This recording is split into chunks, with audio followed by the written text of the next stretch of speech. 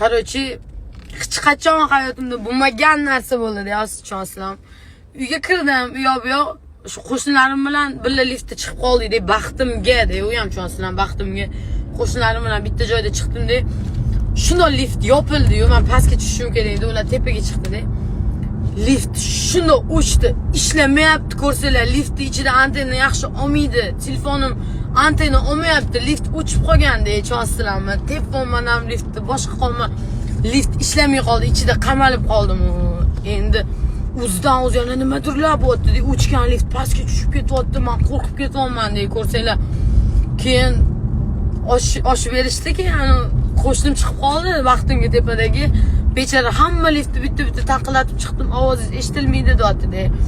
Keyin men -1 ga qayergadir tushdim, ana akasida svetni o'chirib nimadirlar qilishayotgan ekan, shunga shunaqa bo'libdi-da.